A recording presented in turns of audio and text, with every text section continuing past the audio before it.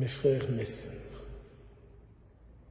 une page d'évangile qui personnellement me rapproche de l'évangile de hier. Si vous êtes allés à l'Eucharistie hier, ou si vous avez médité l'évangile, Jésus a hier libéré un possédé d'une légion de démons. Et Jésus ne s'est pas laissé écraser par les démons. Jésus ne se laisse pas écraser par ceux qui l'écrasent.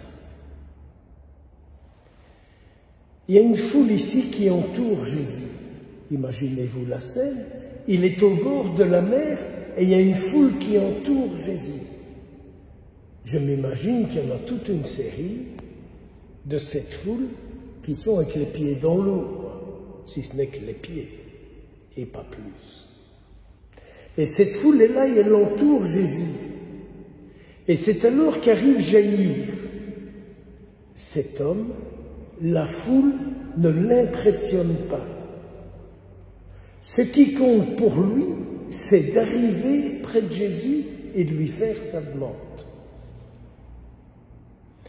Regardez un peu ce que cela peut signifier pour vous, pour moi. Que de fois, c'est la foule, c'est la masse qui dicte notre manière de penser, de faire et d'agir. Ce qui stimule Jaïr à vouloir aller rencontrer Jésus, c'est sa foi. C'est sa conviction que Jésus peut faire quelque chose pour sa petite fille, c'est-à-dire pour cette vie que Dieu a confiée à cet homme. La petite fille de 12 ans plus tôt, a été confiée à Jaïr et à son épouse. Et ils n'ont pas pu empêcher qu'elle soit malade. Quand je vous dis ça, je pense à cette foule immense de personnes qui se plaignent des souffrances psychologiques de leurs enfants, dépendance de la drogue, ou des addictions, pornographie, alcool ou autre chose. C'est très difficile pour des parents d'empêcher leur enfant d'être malade. Et quand ils constatent que leur enfant est malade, ils ne savent pas faire grand-chose. Ceux qui sont un peu friqués, ils vont chez tous les médecins, les meilleurs, les plus chers, les plus renommés, peut-être les plus charlatans. Ça, c'est le cadre avec Jaïr. Donc la foule ne le dérange pas. Il veut à tout prix soigner cette fille que le Seigneur lui a confiée. Prions pour tous ces gens-là. Mais prions pour tous ces gens-là, tout d'abord, qu'ils découvrent qu'une vie, c'est pas parce que j'avais envie d'avoir un enfant. Et vous comprenez, mon père, je suis allé en pèlerinage là, je fais telle neuvaine, je fais encore ci pour avoir un enfant. Mais non. Soyez paisibles.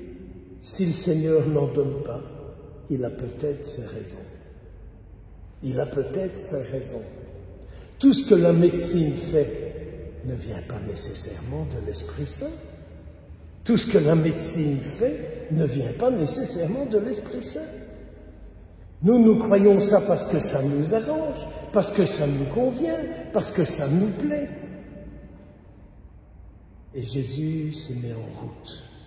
Et au moment où il part, il y a une pauvre femme qui, elle, a claqué tout son fric chez les médecins. Elle a souffert, elle a eu mal, elle a perdu son sang, elle a été malheureuse, elle a été mise dans le monde juif à l'écart de tout le monde. Et c'est cette femme qui se dit, mais qu'est-ce que je vais faire pour m'en sortir? Elle a entendu parler de Jésus. Et elle dit, j'ai envie de le rencontrer, ce Jésus. J'ose espérer que c'est pour ça que vous êtes venus à l'Eucharistie, pour rencontrer Jésus dans la réalité de votre vie. comme moi dans la réalité de la mienne. Je le célèbre pour le recevoir, pour l'accueillir. Et je ne fais pas partie des prêtres qui se courent pour célébrer la messe parce qu'il y aura des funérailles après. Ce qui est premier, c'est Jésus et l'Eucharistie, et la venue du Christ. C'est ça qui est premier. Et donc cette femme, elle ferait tout, mais tout ce qu'elle peut pour rencontrer Jésus. Elle fait tout ce qu'elle peut pour rencontrer Jésus et le toucher. Elle vient par derrière. Et Jésus dit, mais qu'est-ce qui m'a touché? Mais t'as pas vu cette foule qui t'écrase? Ils auraient pu dire, tu ne vois pas cette foule qui empêche cette femme de te rencontrer? Tu ne vois pas cette foule qui empêche cette femme de te toucher? Et mes frères, mes sœurs, est-ce que vous et moi, nous sommes assez lucides sur cette foule qui empêche de rencontrer Jésus? Elle est bien plus nombreuse que vous ne vous imaginez. Elle est bien plus nombreuse que nous ne nous imaginons, cette foule qui empêche de rencontrer Jésus. Je l'ai dit dimanche dernier dans l'homélie, là où je célébrais. J'ai été mal dimanche en regardant les informations de 13 heures. J'ai été 15 ans aumônier du Patro pour tout le Brabant wallon.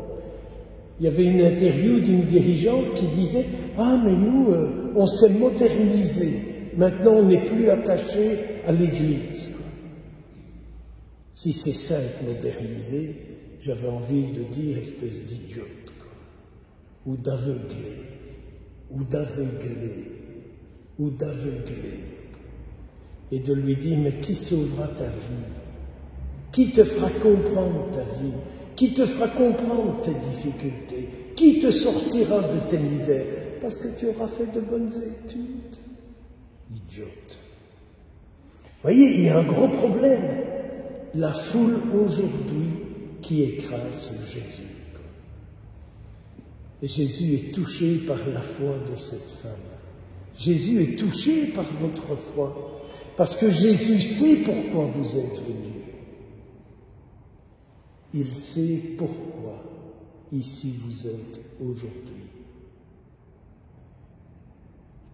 Que la Vierge Marie nous enveloppe de sa tendresse, comme elle a enveloppé Jésus de sa tendresse, de son corps et de ses bras et de tout son être. Que la Vierge Marie nous prenne dans ses bras et qu'elle nous fasse découvrir Jésus, qu'elle nous fasse comprendre Jésus, qu'elle nous fasse aimer Jésus. Elle qui nous dit, tu sais, fais ce qu'il te dit, il n'y a pas d'autre sauveur que lui. Au nom du Père, du Fils et du Saint-Esprit. Amen.